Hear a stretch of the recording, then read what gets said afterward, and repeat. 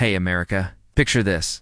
A shy new girl walks into school, and some bullies think they can mess with her big mistake. She's about to flip their world upside down with a jaw-dropping secret.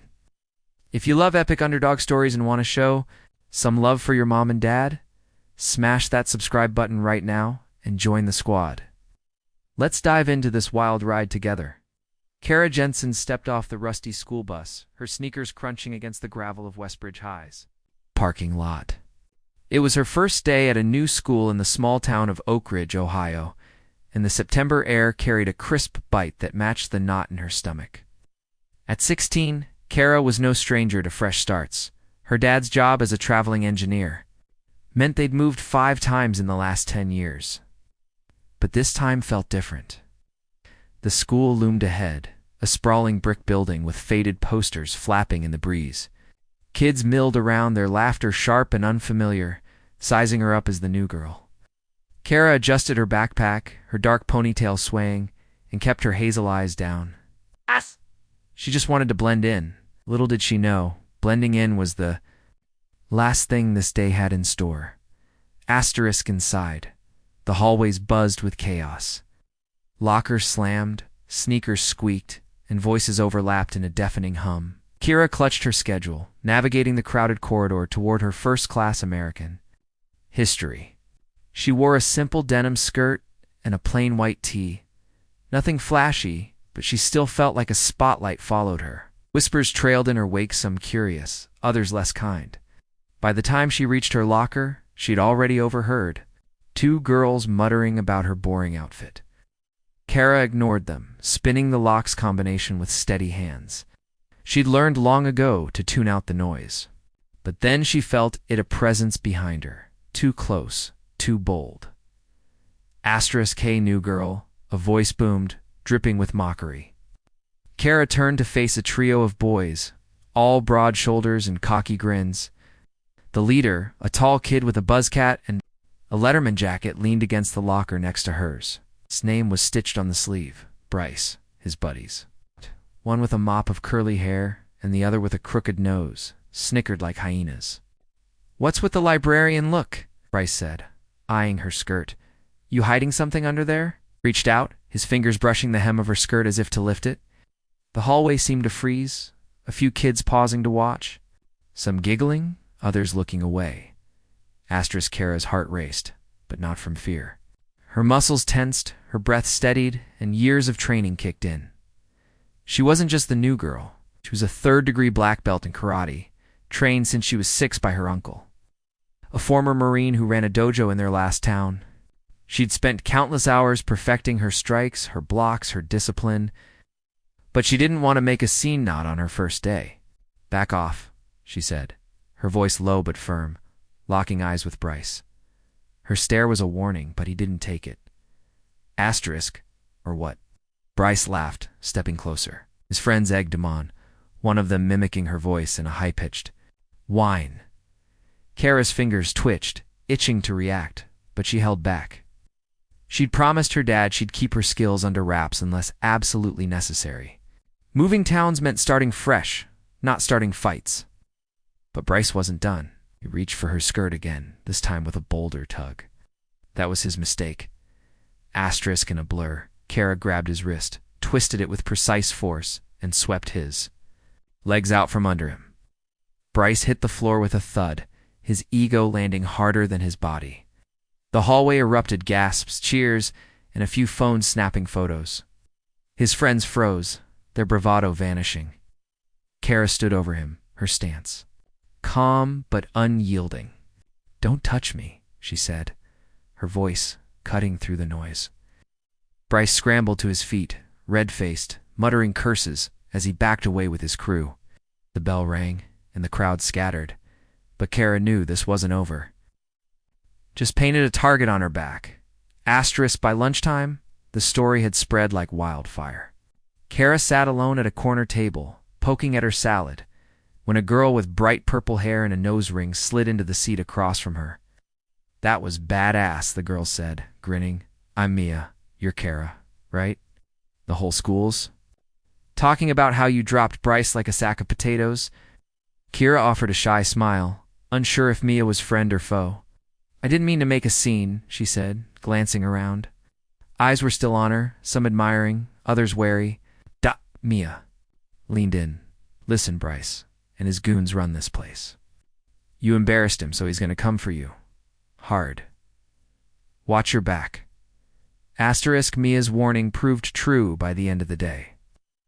As Kara headed to her last class, she found her locker vandalized spray paint scrawled the word freak in red. Her stomach twisted, but she kept her composure, wiping at the paint with her sleeve. She didn't notice Bryce and his crew watching from down the hall, plotting their next move.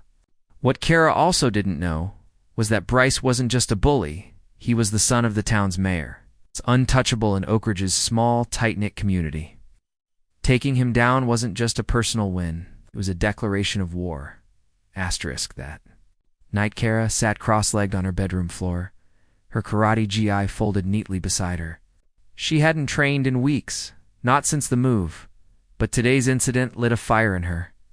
She called her uncle Sensei Mike, who answered with his usual gruff warmth.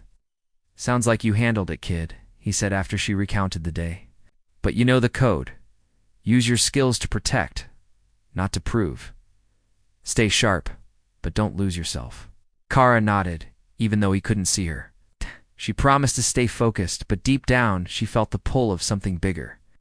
This wasn't just about surviving high school, it was about standing up. The next day, school felt like a pressure cooker. Bryce's crew had spread rumors, twisting the story to paint Kara as the aggressor. By third period, she overheard a teacher whispering about that violent new girl. Kara kept her head down, but the tension followed her. At lunch, Mia found her again, this time with a boy named Ethan, a lanky kid with glasses and a nervous smile. He's in your history class, Mia said. He's cool. Also, he's got dirt on Bryce. Ethan glanced around, then leaned in. Bryce has been suspended twice before, but his dad always bails him out. He's got a rap sheet vandalism. Shoplifting even spiked a kid's drink at a party last year. Nobody talks because his dad's got the town on a leash. Kara's jaw tightened. She'd dealt with bullies before, but Bryce was a different bright entitled. Protected, dangerous. Why are you telling me this? She asked. Ethan shrugged. Shh, you stood up to him. Nobody else does. Mia chimed. We're not saying start a war, but maybe you're what this school needs. Kara didn't want to be a hero. She just wanted to get through the day. But fate had other plans. That afternoon during gym class, the trap was sprung. The class was outside, running laps around the track when Bryce and his friends cornered Kara near the bleachers. The coach was distracted, and the other kids were too far to notice. Bryce smirked, holding a water bottle filled with something. That smelled suspiciously like paint thinner. You think you're tough? He sneered, stepping closer. Let's see how tough you are when you're scrubbing this off your precious skirt. His friends grabbed her arms, pinning her back. Kara's pulse spiked, but her training took over. She didn't panic. She didn't scream. She acted with a quick twist. She broke free from the curly-haired kid's grip, using his momentum to send him stumbling into the other. Bryce lunged, splashing the liquid toward her, but Kara dodged, her movements fluid and precise. In one swift motion, she delivered a controlled roundhouse kick to Bryce's chest, sending him sprawling into the grass. The bottle flew from his hand, splattering his own jacket. The commotion drew eyes, and soon a crowd formed, phones out, recording every second. Kara stood her ground, her breathing steady, as Bryce coughed and cursed. Spat, but his voice cracked. For the first time, he looked scared. The aftermath was chaos. The coach hauled Kara and Bryce to the principal's office, where Bryce's father, Mayor Caldwell, was already waiting. He was a stocky man with a politician's smile and cold eyes. This is unacceptable, he barked, glaring at Kara. Assaulting my son? You'll be lucky if you're not expelled. Kara sat silently, her hands folded, as the principal, a nervous woman named Ms. Harper, fidgeted with her pen. We have witnesses, Ms. Harper said cautiously. And video evidence. It appears Bryce initiated the conflict. Mayor Caldwell's face reddened. You're believing this delinquent over my son? He demanded. Kara spoke up, her voice calm but firm. Check the cameras, check the phones. I defended myself. That's all. Asterisk, the videos went viral on social media by the next morning. Hashtag #OakridgeKarateGirl trended locally, with students posting clips of Kara's moves, some calling her a hero, others a troublemaker. The school was divided, but the evidence was clear. Bryce had attacked first. Mayor Caldwell tried to spin the narrative, claiming Kara was a danger, but the truth was harder to bury when half the school had seen it. Kara, meanwhile, faced a 3-day suspension for engaging in physical altercation, punishment she accepted without complaint. She knew the real fight wasn't over. Asterisk back home. Kara's parents were torn. Her dad, a practical man, worried about the fallout. "You did the right thing, but this town's not kind to outsiders," he said. Her mom, a nurse with a fierce streak, hugged her tightly. "I'm proud of you, but be careful. People like the Caldwells don't let go easily."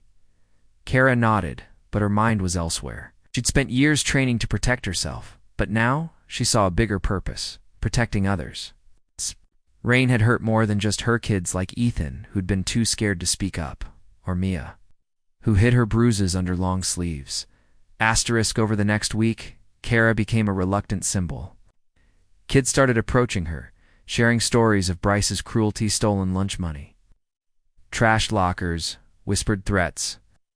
One girl, a freshman named Lily, admitted Bryce had cornered her at a party, and only a friend's intervention had stopped things from escalating. Kara listened, her resolve hardening. She didn't want to be a vigilante, but she couldn't ignore the pattern. With Mia and Ethan's help, she started documenting the stories, compiling a list of incidents to present to the school board.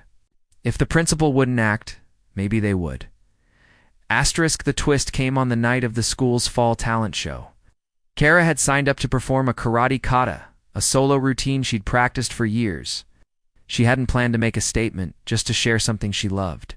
But as she stepped onto the stage, her GI crisp and her black belt tied tightly, she saw Bryce in the audience, smirking with his crew. The auditorium was packed, the whole town watching, including Mayor Caldwell. Kara's heart pounded, but she focused, moving through her kata with precision, every strike, every block a testament to her strength. The crowd was silent, then erupted in applause. Even Ms. Harper clapped, her eyes wide. Asterisk, but the real shock came after. As Kara bowed and stepped off stage, Mia rushed up, her face pale. "They're planning something," she whispered. "Ah! And his friends, they're gonna trash the dojo you mentioned in your bio. They think it's your uncle's." Kara's blood ran cold. The dojo wasn't her uncle's, it was a community center where she'd started teaching free self-defense. Classes to kids after school. If Bryce destroyed it, he'd hurt the whole town, not just her. She grabbed Ethan and Mia, and they raced to the dojo, hoping to beat Bryce there. Asterisk, they arrived just in time. Bryce and his crew were already outside the small building, armed with spray cans and baseball bats. The streetlights cast long shadows, and Kara's heart sank at the sight. She stepped forward, her voice steady. "Walk away, Bryce. This isn't about me anymore." He laughed, raising his bat. "You think you scare me, karate girl?" But before he could swing, a new voice cut through the night. Enough. It was Ms. Harper, flanked by 2 police officers and a crowd of parents who'd followed from the talent show. The videos, the stories, the evidence Kara had gathered, it had reached the right people. Mayor Caldwell's influence couldn't bury this one. Asterisk, Bryce was arrested for vandalism and attempted property damage. His father's face was stone as the officers read Bryce's rights. The town was shaken, but the dojo was safe, and Kara's. Classes grew, drawing kids from all over Oak Ridge. She wasn't just the new girl anymore. She was a leader. Weeks later, at a school assembly, Ms. Harper publicly apologized to Kara, announcing a new anti-bullying program inspired by her courage. Bryce was expelled. His father's reputation took a hit he couldn't recover from in the next election. Asterisk, Kara never wanted to be a hero. But sometimes, standing up means standing out. She kept training, kept teaching, and kept listening. Oak Ridge wasn't perfect, but it was home now, and she'd carved out a place in it one kick at a time. Wow, what a story. Kara showed those bullies what happens when you mess with the wrong girl. If this got your heart pumping, drop a like and let us know in the comments where you're watching from. New York, California, Texas. Let's which part of the USA you're repping, and let's see how far this story travels.